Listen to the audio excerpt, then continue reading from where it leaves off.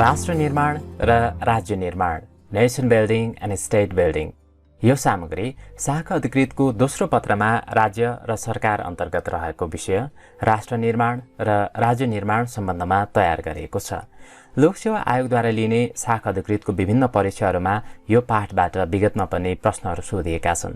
त्यसैले यो विषयमा थप अध्ययन गर्नका लागि तपाईले सहज होस् भन्ने हेतुले यो सामग्री तयार पारिएको छ।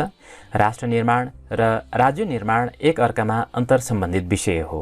यो प्रस्तुति अन्तर्गत सबैभन्दा पहिला राष्ट्र निर्माणको प्रसङ्गबाट हेरौँ। यस अन्तर्गत हामी राष्ट्र निर्माणको परिचय, राष्ट्र निर्माणको महत्त्व, राष्ट्र र राज्य बीच रहेको भिन्नता वा फरक, राष्ट्र राज्य र बहुराष्ट्रिय राज्य भनेको के हो यी कुरा पनि हेर्नेछौँ र त्यसै गरी राष्ट्र निर्माण र राज्य निर्माण बीच रहेको भिन्नता र अन्त्यमा राष्ट्र निर्माण सम्बन्धमा देखिएका प्रमुख समस्याहरू र सोको समाधानको बारेमा चर्चा गर्नेछौँ। सुरु गरौँ राष्ट्र निर्माणको परिचयबाट। राष्ट्र निर्माणको परिचय। राज्य शक्ति मार्फत राष्ट्रिय पहिचान निर्माण र एकताको भावना स्थापित गर्ने प्रक्रिया राष्ट्र निर्माण हो। राष्ट्र निर्माण धेरै पहिचान भएका मानिसहरूलाई एकताको सूत्रमा बाँध्ने मनोवैज्ञानिक आधार हो। राष्ट्र समान पहिचान र भावना हो जसको पृष्ठभूमिमा इतिहास, संस्कृति, धर्म जस्ता पक्षहरू रहने गर्दछन्। त्यसैले राष्ट्र निर्माणका लागि राष्ट्रिय झण्डा, राष्ट्रिय गान, राष्ट्रिय दिवस, राष्ट्रिय वायु सेवा, राष्ट्रिय प्रसारण, राष्ट्रिय संवाद जस्ता बिम्ब र सांकेतिक कार्यको समेत उपयोग गरिन्छ, जसले सबै राष्ट्रवासीमा एकताको अनुभूति प्रवर्धन गर्दछ। कार्ल ड्वेजले यो प्रसङ्गमा के भनेका छन् भने, nation building broadly speaking aim to establish a common identity among the population through process in which they become loyal citizen भनेका छन्। अर्थात् साझा पहिचानको स्थापना मार्फत राष्ट्रप्रति निष्ठावान नागरिक निर्माण गर्नुलाई राष्ट्र निर्माण भनिन्छ उनका अनुसार। अनि त्यसै गरी राष्ट्र निर्माण राजनीतिक रूपमा विकसित भएको सिद्धान्त वा भावना हो। ऐतिहासिक रूपमा राष्ट्रहरू उपनिवेशबाट मुक्त हुने अभियानको रूपमा राष्ट्रिय भावनाको विकास भएको पाइन्छ। अरूको औपनिवेशिकतामा रहँदा आफ्नो पहिचान गुमाउन पुगेका देशवासीहरूमा पुनः अस्तित्व र पहिचान स्थापना गर्ने प्रक्रियाको साथै राष्ट्र निर्माणले महत्त्व पाएको हो।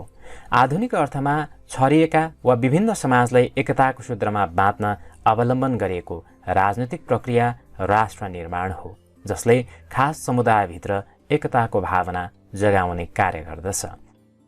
राष्ट्र निर्माणको महत्त्व। अल्पविकसित राजनैतिक संस्कृति निर्माण नभएका तथा आर्थिक समृद्धि प्राप्त नभएका समाजमा विभिन्न कारणहरूले गर्दा राष्ट्र निर्माणको महत्त्व बढिरहेको हुन्छ।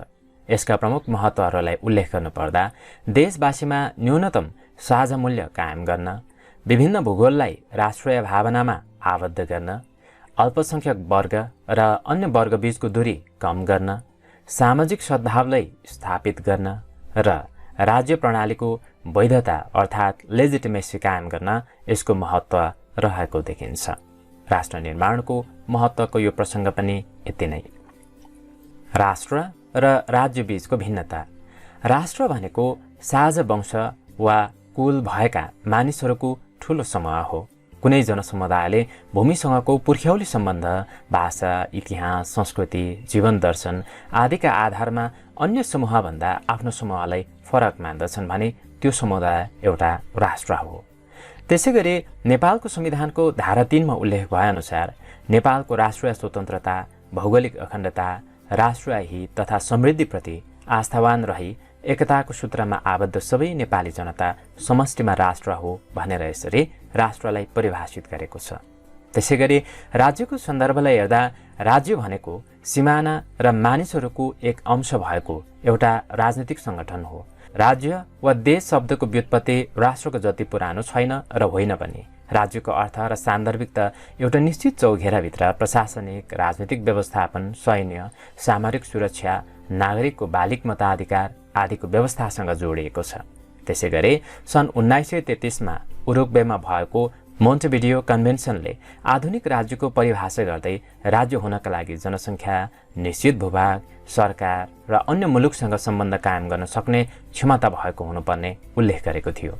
एउटा राजनीतिक राज्यभित्र विभिन्न किसिमका राष्ट्रियता संलग्न भएका हुन सक्छन्।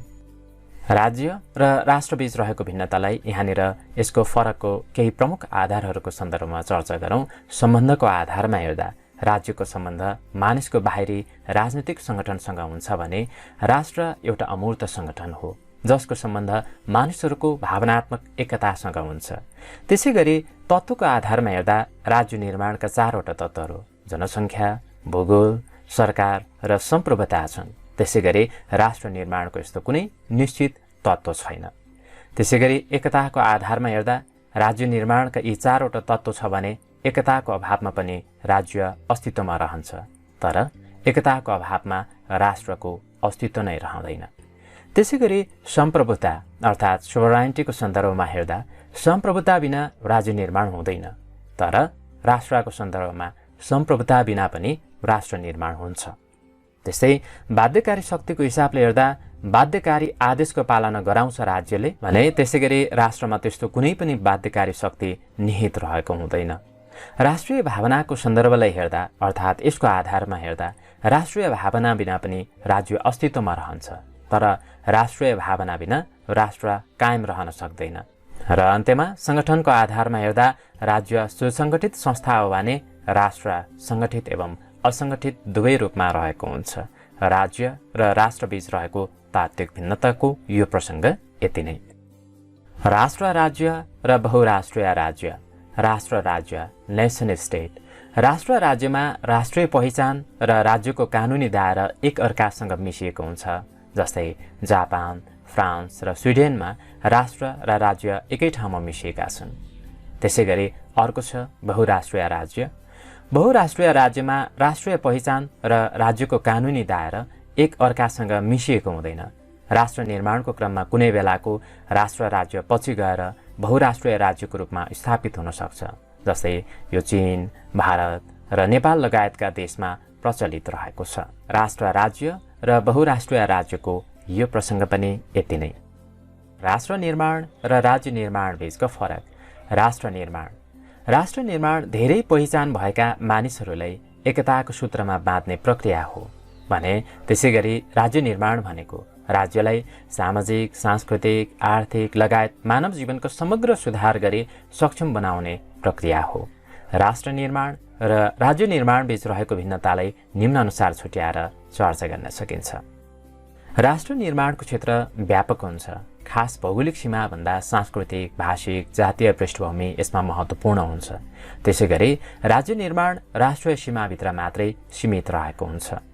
भौगोलिक सिमाना, जनसङ्ख्या, सरकार र सार्वभौम सत्ता जस्ता विषयले राष्ट्र निर्माणलाई नियन्त्रण गर्दैन, जबकि राज्य निर्माणमा भौगोलिक सिमाना, जनसङ्ख्या, सरकार र सार्वभौम सत्ता जस्ता तत्त्वहरू आवश्यक रहेको हुन्छ।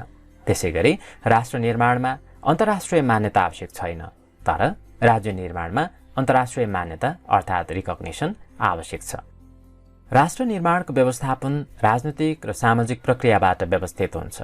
राज्य निर्माणको व्यवस्थापन सरकारले गर्दछ। राष्ट्र निर्माण भावना र एकताबाट संस्थागत हुन्छ भने राज्य निर्माण विधि र प्रशासनिक संयन्त्रबाट संस्थागत हुन्छ। त्यसै गरी राष्ट्र निर्माण भावनात्मक हुन्छ, जहाँ बिम्ब, प्रतीक र मनोभावनाले महत्त्वपूर्ण भूमिका खेल्दछ। त्यसै गरी राज्य निर्माण भने अर्कोतर्फ राज्य निर्माण भने संरचनात्मक हुन्छ, जहाँ क्षमता, नीति र नेतृत्वको भूमिका रहन्छ। राष्ट्र निर्माण अनुभूतिमा देखिने कुरा हो। यसमा बाह्य पात्रहरू संलग्न हुँदैनन्। यो आन्तरिक कार्य वा प्रक्रिया हो।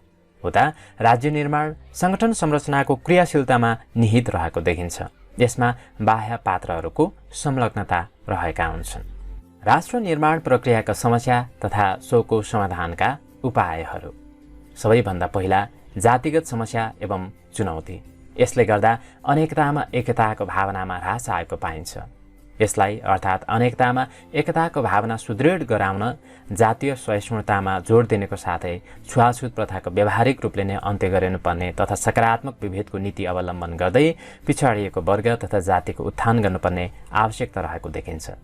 त्यसै गरी दोस्रोमा रहेको छ भाषिक समस्या एवं चुनौती। भाषामा राजनीतिकरण र नेपाली भाषाको प्रयोगमा कमी यसको प्रमुख समस्या हो। त्यसैले राज्यमा बोलिने सबै भाषालाई सम्मान गरिनुपर्ने र साझा भाषाको रूपमा नेपाली भाषाको प्रयोग गर्नमा जोड दिनु आवश्यक रहेको देखिन्छ र त्यस्तै अर्को क्षेत्रीय समस्या एवं चुनौतीको रूपमा सन्तुलित विकास हुन नसक्नु अर्को समस्याको रूपमा रहेको छ। यसको लागि सन्तुलित विकासमा जोड दिनेको साथै सोही अनुसार नीति तथा कार्यक्रम तय गरी लागू गर्न आवश्यक छ। राष्ट्र निर्माण प्रक्रियामा देखिएका यसका प्रमुख समस्या तथा सोको समाधानको उपायको यो प्रसङ्ग पनि यति नै। यो प्रस्तुतिमा हामीले राष्ट्र निर्माणको परिचय, राष्ट्र निर्माणको महत्त्व, राष्ट्र र राज्यबीच रहेको भिन्नता, राष्ट्र राज्य र बहुराष्ट्रिय राज्य भनेको के हो, राष्ट्र निर्माण र राज्य निर्माणबीच रहेको भिन्नता र अन्त्यमा राष्ट्र निर्माण सम्बन्धमा देखिएका प्रमुख समस्याहरू र सोको समाधानको बारेमा चर्चा गऱ्यौँ। यो प्रस्तुति यति नै। राज्य निर्माणको सम्बन्धमा हामी अर्को प्रस्तुतिमा चर्चा गर्नेछौँ। यतिन्जेल यो प्रस्तुति हेरेर साथ दिनुभएकोमा तपाईँलाई धेरै धेरै धन्यवाद। Thank you. Bye bye.